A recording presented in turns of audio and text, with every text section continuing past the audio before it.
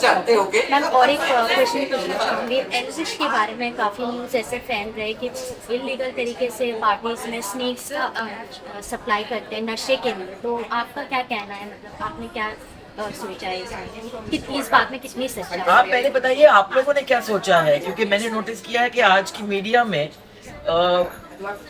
जज, lawyer, everything is happens in the media before it even goes anywhere. तो I would just say that time जो है is the best answer of all these uncomfortable questions. और बुरे वक्त जो होते हैं, सपोजिटली बुरे वक्त, जैसे मैंने पहले भी कहा, हमें बहुत कुछ दे के जाता है, हमें बहुत कुछ सिखाता है। सक्सेस, इन्फमी, अच्छे वक्त, बुरे वक्त, वो हम सबको आजमाना पड़ेगा, क्योंकि सिर्फ एक और दूसरा नहीं पॉसिबल नहीं है।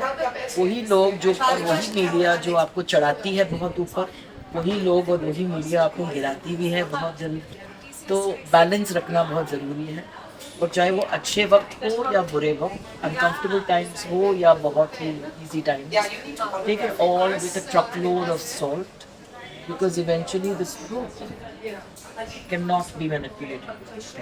None of this Unchain My Heart, I think Unchain My Heart का जो थीम है वो रेजोनेट करता है हम सबके साथ में। शारिका जो है बहुत ही एक यूनिक इंडिविजुअल है, एंड आई थिंक दैट मैं बात पहले मैंने कहा कि आप बहुत इनअप्रोप्रिएट एक औरत है, और मुझे इनअप्रोप्रिएट औरतें बहुत पसंद हैं।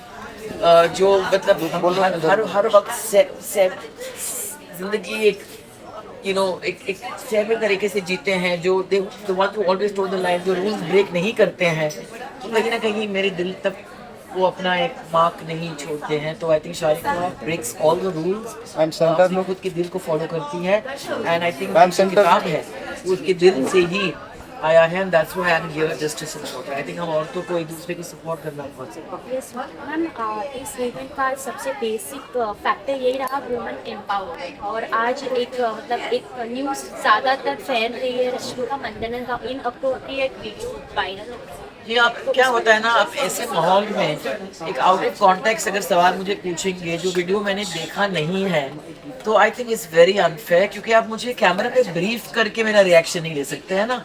तो अगर मैंने नहीं, 1 सेकंड, अगर मैंने ये वीडियो देखा होता, मैं इस टॉपिक के बारे में जानती थी, 100% दिल से आपको जवाब देती कि हम उस शख्स की बेटी नहीं है जो नो कमेंट्स कह के जिंदगी जीते हैं।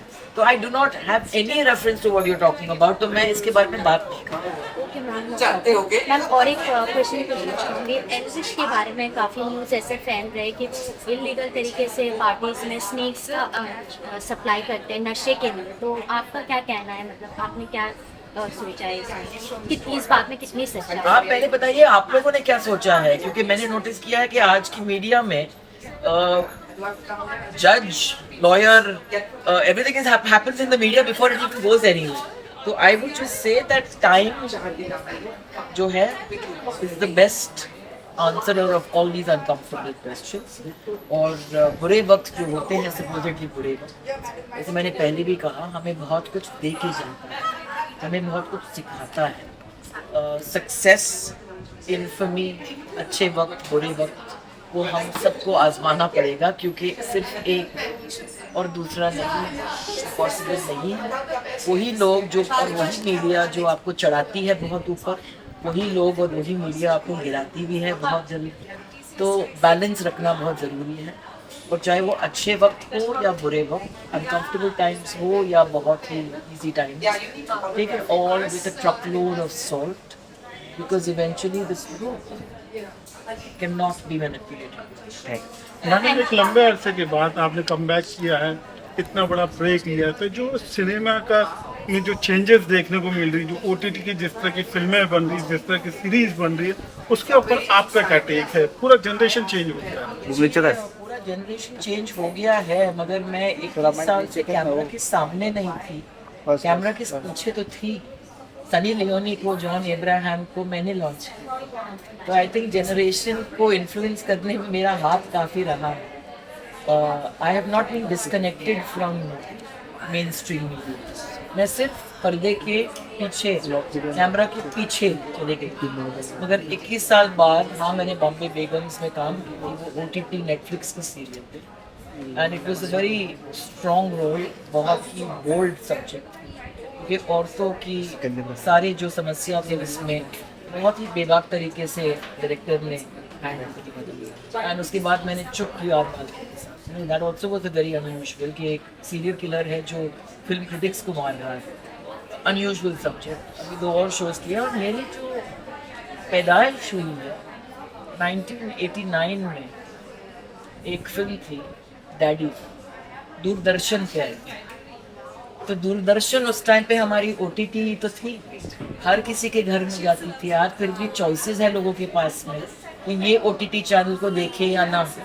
दूरदर्शन से पूरे हिंदुस्तान के घर में हर किसी के दिल में जाता था। तो मेरी पैदाइश तो उसी के थ्रू हुई है, तो नया तो नहीं है। हमने तो फिर तेरी कहानी याद आई टेलीविज़न के लिए बनाई थी, जी के लिए। भट्ट साहब ने जन्म बनाई थी, टेलीविज़न पे रिलीज़ हुई थी। तो आई थिंक ये OTT releasing straight to OTT का ट्रेंड जो था महेश भट्ट ने बहुत पहले शुरू किया था, और मेरी पैदाइश तो इसी इंटीमेट बॉक्स से, टीवी बॉक्स से ही तो हुई थी। तो I love the medium. Madam आपने बहुत अच्छी बात की आपने। 50 साल की उम्र के बाद हिंदुस्तान की कई ऐसी महिलाएं जो सोचती है कि हमारी जिंदगी लगभग समाप्त अरे हो हमारे गई। 50 आप बोल रहे हैं, बहुत जनरल से हमारे लाइन में कहा जाता है कि जब भी आप 30 साल के हो जाते हैं जी, जी। तो आपका करियर खत्म हो चुका है, अभी आप ग्लैमरस रोल नहीं कर सकते हैं, अभी आप किसी की बहन या भाभी या माँ बन सकते हैं। मगर मैं बहुत लकी थी कि अलंकृता और बॉर्निला ने मुझे 48 की उम्र में 21 साल के बाद भी एक ऐसा रोल दिया बॉम्बे बेगम्स में, जहाँ पे मैं अपना एज प्ले कर रही थी। इश्यूज लाइक मेनोपॉज, जो लोग उस चीज़ के बारे में बात ही नहीं करते हैं, शो में उस चीज़ के बारे में चर्चा हो रही थी।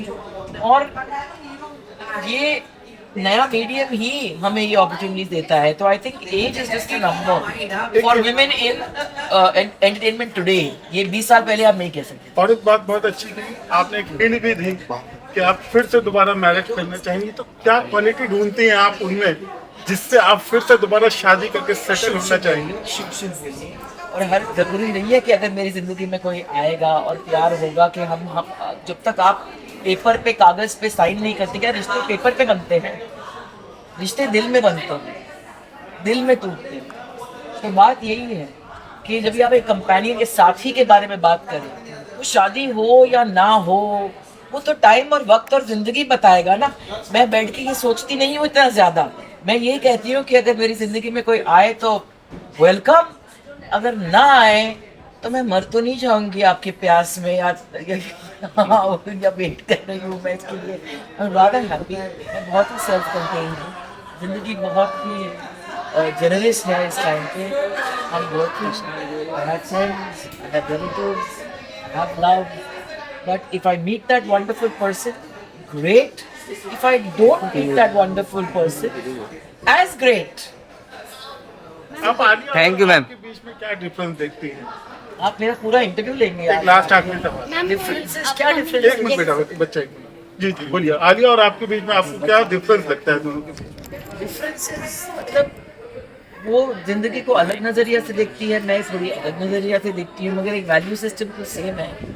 दो लोग जो हैं, दो शख्स जो हैं, चाहे वो माँ बाप हो, चाहे वो बहन हो, चाहे वो कोई भी हो, जब भी आप एक खिड़की से बाहर देखते हैं, आपकी नज़रिया जिस चीज़ पे जाती है और मेरी नज़रिया जिस चीज़ पे जाती है, वो नज़रिया अलग होता है। तो बात नज़रिया की। Thank you ma'am. Thank you.